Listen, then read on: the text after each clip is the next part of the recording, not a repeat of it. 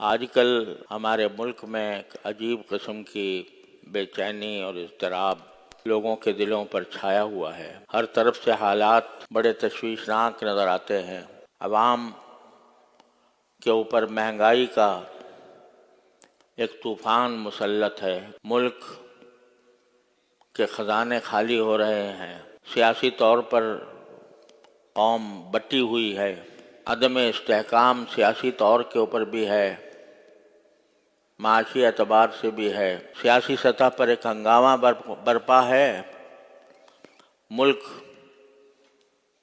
کا خزانہ خالی ہو رہا ہے اور ہم غیروں سے قرضے لینے کے، سودی قرضے لینے کے ابوال میں مبتلا ہے اور لوگوں کو اپنا مستقبل بڑا مخدوش نظر آتا ہے۔ عام آدمی کی مشکلات کئی گنا بڑھ چکی ہیں۔ لوگوں کے لیے اپنے گھر کا انتظام کرنا اور اپنے لیے روزی کمانا یہ مشکل ہو گیا ہے۔ بے روزگاری کا بھی فتنہ ہے جو پورے ملک کے اوپر مسلط ہے۔ ایسے حالات میں ایک عام آدمی کیا کرے؟ عام آدمی کے ہاتھ میں نہ سلطنت ہے، نہ حکومت ہے، نہ اقتدار ہے، نہ اس کے پاس وسائل ہیں کہ وہ ان حالات کو درست کر سکے۔ تو جب اس قسم کے حالات پیدا ہو جائیں، جب ایک انسان کے لیے ملک کی بہتری کا کوئی وسیلہ موجود نہ رہے، تو اللہ تبارک و تعالیٰ نے ایک نسخہ بتایا۔ اگر آپ اور ہم مجلسوں میں بیٹھ کر حالات کا شکوہ کریں اور کہیں بھائی بہت برے حالات ہیں، بہت برے حالات ہیں، مہنگائی اس طرح بڑھ گئی ہے، سیاسی لڑائیاں اس طرح ہو رہی ہیں، حکومت اس طرح ناکام ہو رہی ہے اور عوام اس طرح پس رہے ہیں، اور کون کیا کر رہا ہے اس پر تبصرے ہم اپنی مجلسوں میں کرتے رہے ہیں، تو اس سے کیا حاصل؟ اس سے حالات بدل نہیں سکتے۔ اگر ہم اپنی مجلسوں کو ان تبصروں سے آباد رکھیں اور برائی کا شکوہ کرتے رہیں، تو اس سے کوئی حالات میں کوئی تبدیلی نہیں آ سکتی۔ لیکن ایک کام ہے جو ہر آدمی کے کرنے کا ہے، ہر مسلمان کے کرنے کا ہے، اور وہ بڑا منطقی اور بڑا عقلی اور بڑا حکیمانہ طریقہ وہ یہ ہے کہ بھائی تم دوسروں کو خرابی سے روکنے کی تمہارے اندر طاقت نہیں ہے۔ اگر کوئی دوسرا آدمی ملک کی تباہی کا کام کر رہا ہے تو آپ کے پاس طاقت نہیں ہے کہ اس کا ہاتھ پکڑ لیں، لیکن ایک کام آپ کے اپنے بس میں ہے، اس کی طرف توجہ دو۔ وہ کیا ہے؟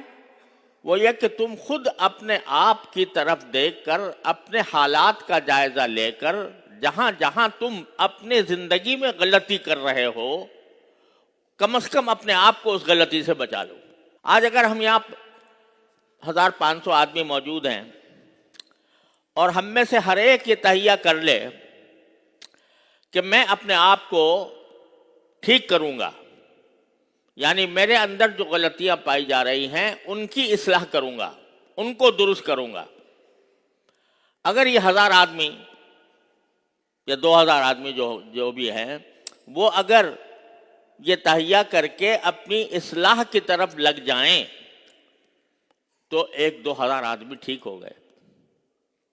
اور اگر ہر مسجد سے، ہر ممبر سے، ہر علاقے سے یہ پیغام ساری دنیا کو پہنچایا جائے کہ بھائی تم دوسروں کی فکر چھوڑو اور اپنی فکر کرو، اپنے حالات کو درست کرو، تو اللہ تبارک و تعالیٰ کے بتائے ہوئے اس حکم کے نتیجے میں رفتہ معاشرے کے حالات درست ہوتے چلے جائیں گے۔ ایک آدمی تجارت کر رہا ہے، تجارت کرتے ہوئے یہ رسول کریم سرور دو عالم صلی اللہ علیہ وسلم نے یہ ارشاد فرمایا کہ اگر کوئی شخص کوئی چیز بیچے اور اسے پتا ہو کہ اس میں کوئی عیب ہے، کوئی نقص ہے، کوئی کمی ہے، اور وہ بیچتے وقت خریدار کو اس عیب کے بارے میں نہ بتائے، بس بیچ دیا، سوچا اچھا چلو نکل گئی چیز، آنکھوں پر دھول ڈال کر کوئی چیز بیچ دی، تو رسول کریم سرورت عالم صلی اللہ علیہ وسلم فرماتے ہیں جس نے کوئی شخص عیبدار چیز بیچی جانتے بوجھتے اور خریدار کو نہ بتایا، لم یزل فی مقت اللہ، وہ ساری زندگی اللہ کے غضب میں رہے گا۔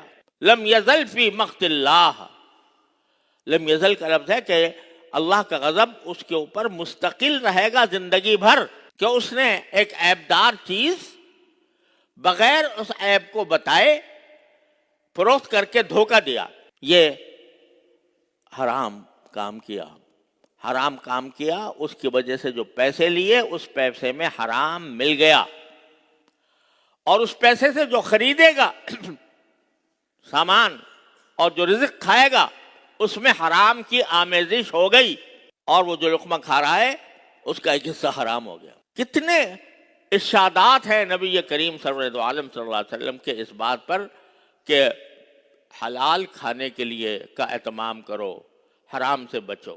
تو میرے بھائیوں، اس کو مایوس ہونے کے بجائے اور مایوسی پھیلانے کے بجائے اس طرف متوجہ ہو ہر انسان کہ میرے کرنے کا جتنا کام ہے اس کو میں ٹھیک انجام دے دوں، اللہ تعالیٰ کی رضا کی خاطر، اخلاص کے ساتھ، صدق کے ساتھ، تو کچھ بعید نہیں ہے کہ اللہ تبارک و تعالیٰ ہمارے حالات تبدیل فرما دیں۔ ما بقوم حتی یغیروا ما بانفسہم، اللہ تعالیٰ قوم کے حالات اس وقت تک تبدیل نہیں کرتا جب تک کہ وہ خود اپنے حالات تبدیل کرنے کے لیے تیار نہ ہوں۔